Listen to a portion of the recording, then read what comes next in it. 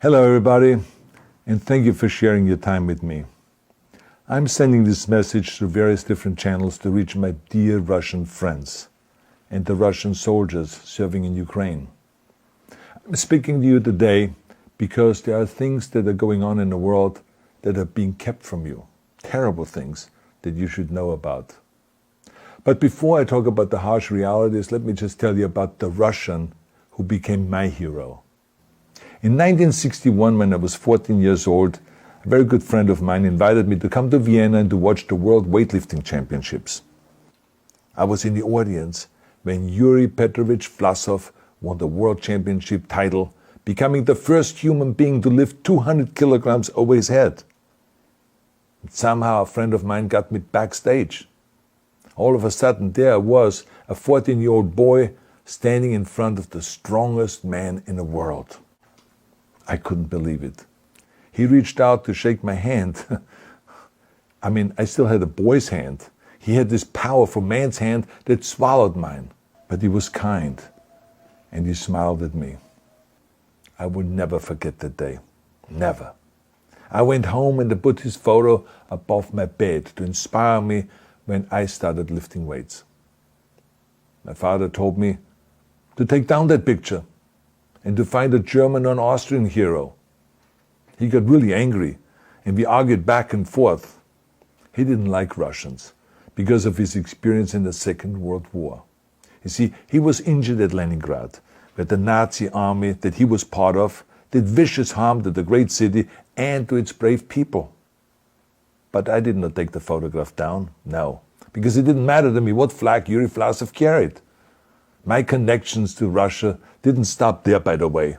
Oh, it actually deepened when I traveled there with bodybuilding and for my movies and met all my Russian fans. And on one of those trips, I remember, I met Yuri Vlasov once again. It was in Moscow during the filming of Red Heat, which was the first American movie allowed to film in Red Square. Now, he and I spent the whole day together. He was so thoughtful, so kind, and so smart, and, of course, very giving. He gave me this beautiful blue coffee cup. And ever since then, I've been drinking my coffee out of every morning. Now, the reason why I'm telling you all of those things is that ever since I was 14 years old, I've had nothing but affections and respect for the people of Russia. The strength and the heart of the Russian people have always inspired me. And that is why I hope that you will let me tell you the truth about the war in Ukraine and what is happening there. No one likes to hear something critical of the government, I understand that. But as a longtime friend of the Russian people, I hope that you will hear what I have to say. And may I remind you that I speak with the same heartfelt concern as I spoke to the American people when there was an attempted insurrection on January 6th last year, when a wild crowd was storming the US Capitol, trying to overthrow our government. You see, there are moments like this that are so wrong, and then we have to speak up. And it's exactly the same with your government. I know that your government has told you that this is a war to denazify Ukraine. Denazify Ukraine? This is not true. Ukraine is a country with a Jewish president, I might add, whose father's 3 brothers were all murdered by the Nazis. You see, Ukraine did not start this war. Neither did nationalists or Nazis. Those in power in the Kremlin started this war. This is not the Russian people's war. No. As a matter of fact, let me tell you, what you should know is that 141 nations at the UN voted that Russia was the aggressor and called for it to remove its troops immediately. Only 4 countries in the entire world voted with Russia. That is a fact. See, the world has turned against Russia because of its actions in Ukraine.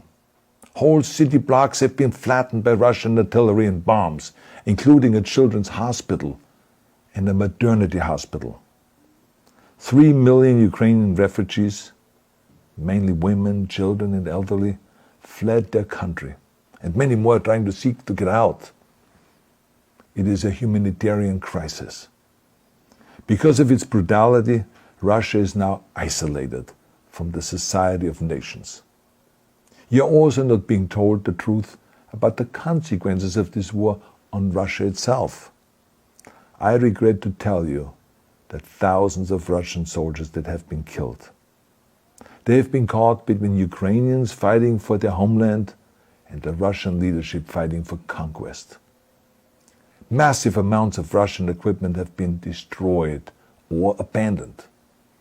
The destruction that Russian bombs are raining down upon innocent civilians has so outraged the world that the strongest global economic sanctions ever taken have been imposed on your country. Those who don't deserve it on both sides of the war will suffer. The Russian government has lied not only to the citizens, but to its soldiers. Some of the soldiers were told they were going to fight Nazis.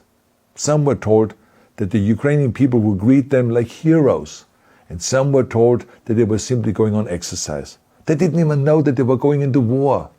And some were told that they were there to protect ethnic Russians in Ukraine. None of this is true.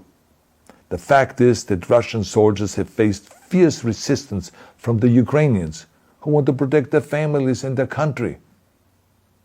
When I see babies being pulled out of ruins, I think that I'm watching a documentary about the horrors of the Second World War, not the news of the day.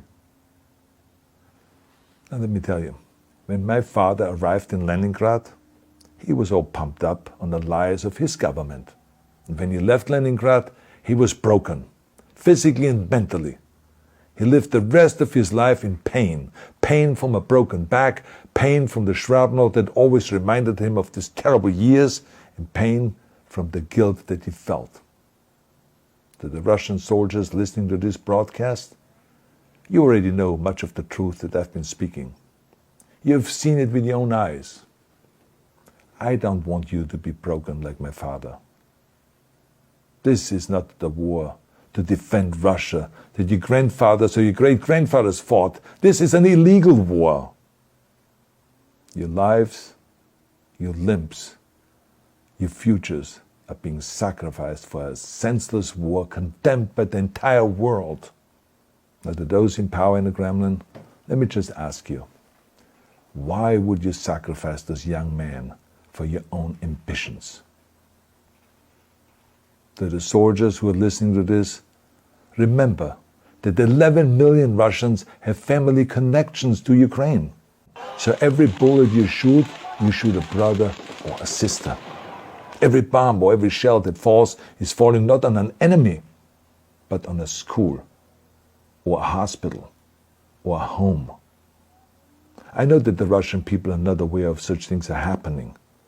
So I urge the Russian people and the Russian soldiers in Ukraine to understand the propaganda and the disinformation that you're being told.